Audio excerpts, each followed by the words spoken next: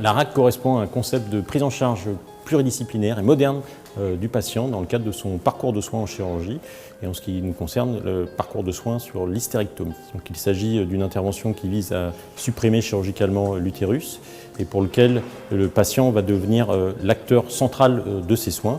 La RAC, réhabilitation améliorée après chirurgie, ne concerne pas que la période après l'intervention, mais concerne également le moment avant l'intervention et pendant. Le jeûne ne se fait plus à minuit et n'est plus strict comme auparavant, mais vous pouvez boire jusqu'à 2 heures avant l'intervention et vous pouvez manger jusqu'à 6 heures avant l'intervention. L'hospitalisation dans le service ne se fait plus la veille de l'intervention, mais le jour même, ce qui vous évite de passer une nuit supplémentaire à l'hôpital. L'objectif final étant de limiter au mieux la durée d'hospitalisation. Avec accord du chirurgien et si toutes les conditions générales le permettent, vous allez pouvoir sortir le lendemain, voire le surlendemain de l'intervention. À la suite de votre diagnostic, vous rencontrerez votre chirurgien gynécologue pour discuter du type d'intervention ainsi que l'indication de votre chirurgie. Ensuite, vous verrez l'anesthésiste qui vous questionnera sur vos différents antécédents médicaux et chirurgicaux et déclinera le type d'anesthésie choisi. Ensuite, vous aurez un temps dédié avec une infirmière de consultation RAC. C'est également une infirmière du service d'hospitalisation. Avec elle, vous pourrez échanger sur vos questionnements, vos interrogations, ainsi que vos appréhensions. Le projet RAC s'est organisé sur 2 facettes. En premier lieu, l'autonomie de la patiente et également le confort de celle-ci.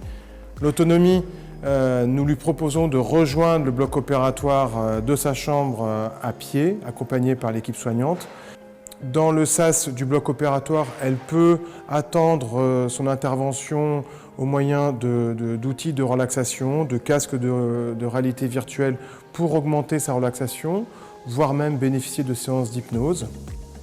Et par la suite, rejoindre, accompagné par l'équipe du bloc opératoire, sa salle d'intervention, debout, digne, lui permettant d'interagir avec l'équipe soignante et même de participer à son anesthésie en appliquant par elle-même son masque de ventilation faciale pour oxygéner avant le démarrage de l'anesthésie générale. Au décours, et dès que cela sera possible et envisageable, la voie veineuse sera obturée pour qu'il n'y ait plus aucune perfusion venant perturber la déambulation de la patiente.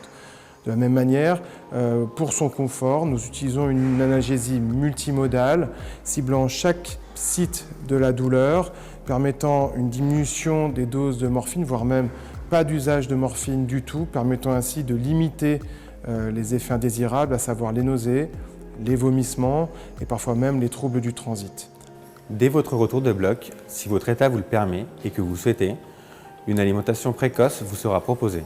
Au plus tôt, votre premier lever est fait, votre autonomie sera stimulée et la reprise du transit favorisée. À savoir que cette chirurgie nécessite la pose d'une sonde urinaire. Celle-ci est retirée soit au bloc opératoire, soit directement à votre retour en chambre, dans le but de pouvoir retrouver une mission naturelle rapidement. Par ces différentes prises en charge, nous permettons à la patiente d'être actrice de sa prise en charge. La RAC qu'on a mis en place donc, au centre hospitalier de Vichy depuis quelques temps permet aussi une coordination des différents métiers qui s'articulent autour de la chirurgie et qui ont tous leur importance dans la prise en charge de nos patients.